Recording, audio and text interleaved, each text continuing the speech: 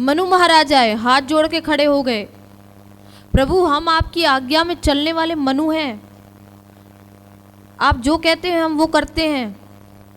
भगवान ने कहा कौन, मैं नहीं जानता। इतने क्रोध में हो गए भगवान, देखा भी नहीं। अब तो सभी एक एक करके सभी देवी देवता आए और हाथ जोड़ने लगे, लेकिन भगवान ने किसी की तरफ नहीं देखा और प्रहलाद जी के हाथ पकड़ के प्रहलाद जी के हाथों को सहला रहे हैं।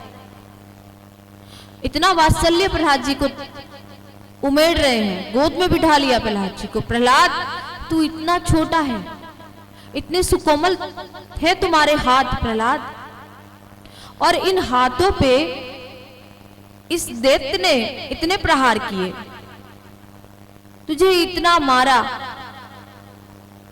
पहाड़ी से फेंका, होलिका में जलाया, लेकिन तब भी तुमने मेरी भक्ति नहीं छोड़ी। मेरा ऐसा भक्त जीवन में कोई नहीं हो सकता। तुम मेरे इतनी छोटी आयु में भी तुम मेरे इतने सच्चे भक्त हो, तुम्हारी इतनी भक्ति इतनी प्रबल है कि तुमने मेरा साथ नहीं छोड़ा, मेरी भक्ति का साथ नहीं छोड़ा। मुझे क्षमा करना। भगवान क्षमा मांग रहे हैं प्रहलाद जी से, मुझे क्षमा करना, मुझे आने में थोड़ा विलंब हो गया, मुझे क्षमा करना प्रहलाद। अब तो जब देवता स्तुति कर रहे थे इस प्रकार से, तो भगवान बात ही नहीं कर रहे थे, देख ही नहीं रहे थे। देवताओं ने कहा कि लक्ष्मी जी को बुलाओ। हमसे तो नहीं मान रहे हैं, हो सकता है लक्ष्मी जी से मान लें। लक्ष्मी जी तो भगवान की प्राण प्रिया है। लक्ष्मी जी भी गई आरती का थाल लेके, बोली मेरे प्रभु को तो कभी क्रोध आता ही नहीं है, प्रसन्न आत्मा है, क्षीर सागर में कुछ लेटे रहते हैं, कुछ चाहिए नहीं मेरे प्रभु को, तो अभी मान जाएंगे।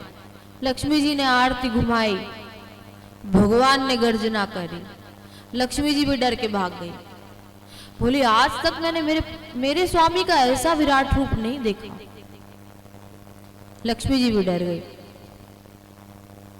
फिर सभी देवी देवताओं ने प्रहलाद जी को इशारा किया, तुम जाओ, और प्रहलाद जी ने भगवान की स्तुति गाई।